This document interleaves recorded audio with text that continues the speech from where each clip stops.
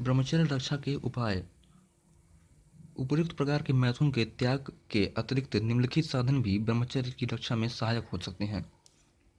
भोजन में उत्तेजक पदार्थों का सर्वथा त्याग कर देना चाहिए। मिर्च, राई, गरम मसाले, अचार, खटाई आदि अधिक मीठा, अधिक गरम चीज़ें नहीं खानी चाहिए। भोजन खूब चबा कर खाना चाहिए। भोजन सदा सादा, ताज़ा और नियमित समय पर करना चाहिए। मांस, लहसुन, प्याज आदि अभक्ष्य पदार्थ और मद्य मद्य मतलब शराब, गांजा, भांग आदि अन्य नशीली वस्तुओं तथा केसर, कस्तूरी एवं मकरध्वज आदि वाजीकरण औषधों का भी सेवन नहीं करना चाहिए। यथासाध्य नित्य खुली हवा में सवेरे और सायंकाल पैदल घूमना चाहिए। रात को जल्दी सोकर सवेरे ब्रह्म मुहूर्त में अर्थात पहर भर रात रहे, मतलब भोर मतलब वही 4 बजे करीब, अथवा सूर्योदय से कम 1 घंटे पूर्व अवश्य उठ जाना चाहिए। सोते समय पेशाब करके हाथ पैर धोकर तथा कुल्ला करके भगवान का स्मरण करते हुए सोना चाहिए। कुसंग का सर्वथा त्याग कर यथासाध्य सदाचारी, वैराग्यवान,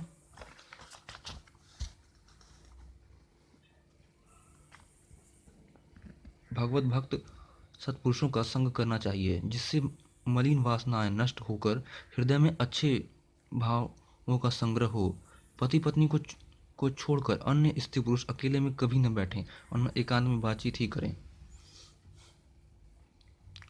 भगवत गीता, रामायण, महाभारत, उपनिषद, श्रीमद् भागवत आदि उत्तम ग्रंथों का नित्य नियम पूर्वक स्वाध्याय करना चाहिए। स्वाध्याय मतलब खुद से पढ़ें।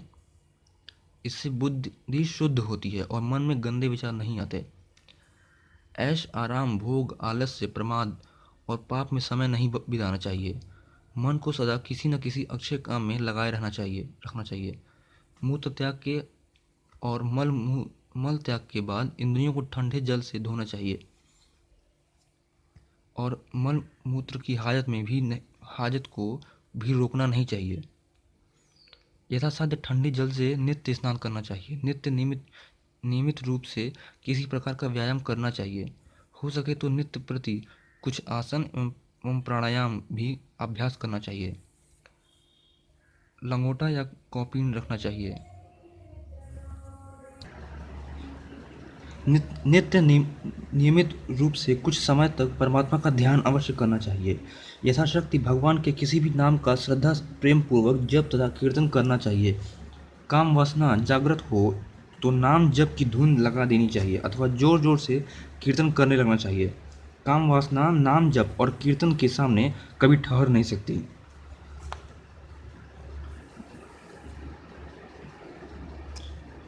जगत में वैराग्य की भावना करनी चाहिए। संसार की अनित्यता का बार बार स्मरण रखना चाहिए। मृत्यु को सदा याद रखना चाहिए। संसार की अनित्यता का बार बार स्मरण करना चाहिए का अर्थ यही कि मतलब संसार में जो भी कुछ आया है उसका एक न एक दिन अंत जरूर होगा। तो बस उस बात को याद रखें। तो मतलब किसी से मोह न लगाएं, किसी से जुड़े नहीं, हर एक का अंत आएगा ही। पुरुषों को स्त्री के शरीर में और स्त्रियों को पुरुषों के शरीर में मलिनत्व बुद्धि करनी चाहिए। ऐसा समझना चाहिए कि जिस आकृति को हम सुंदर समझते हैं वह वास्तव में चमड़े में लपेटा हुआ मांस, अस्थि, रुधिर मतलब खून, मज्जा, मल मूत्र, कफ आदि मलिन एवं अपवित्र पदार्थों का एक घृणित पिंड मात्र है। उस शरीर में मतलब जो भी अच्छा रहता है वो सिर्फ एक ही चीज़ है, वो है आत्मा। महीने में कम से कम 2 दिन अर्थात प्रत्येक एकादशी को उपवास करना चाहिए और अमावस्या तथा पूर्णिमा को केवल एक ही समय अर्थात दिन में भोजन करना चाहिए।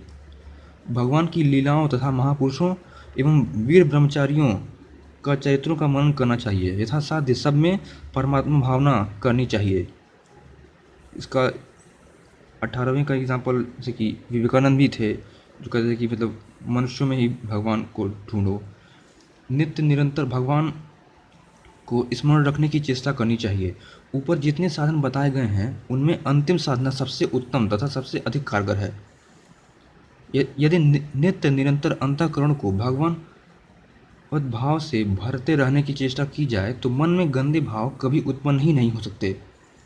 किसी कवि ने क्या ही सुंदर कहा है, जहाँ राम तह काम नहीं, जहाँ काम तह नहीं राम, सपनेहु कबहू क रही सकें, रवि रजनी एक ठाम।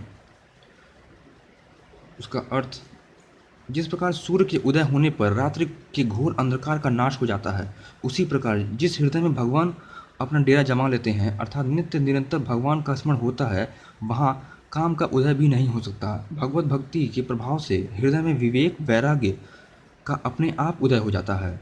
पद्म पुराणांत श्रीमद् भगवत के महात्म्य में ज्ञान और वैराग्य को भक्ति के पुत्र के रूप में वर्णन किया गया है। अतः ब्रह्मचर्य की रक्षा करने के लिए नित्य निरंतर भगवान का स्मरण करते रहना चाहिए। भगवत स्मरण प्रभाव से अंतःकरण सर्वथा शुद्ध होकर बहुत शीघ्र भगवान की प्राप्ति हो जाती है, जो मनुष्य जीवन का चरम लक्ष्य और ब्रह्मचर्य का अंतिम फल है। भगवान ने स्वयं गीता में कहा है, अनन्य चेता सततम यो मां स्मरति नित्यशः तस्याहं सुलभः पार्थं नित्ययुक्तस्य योगिनः।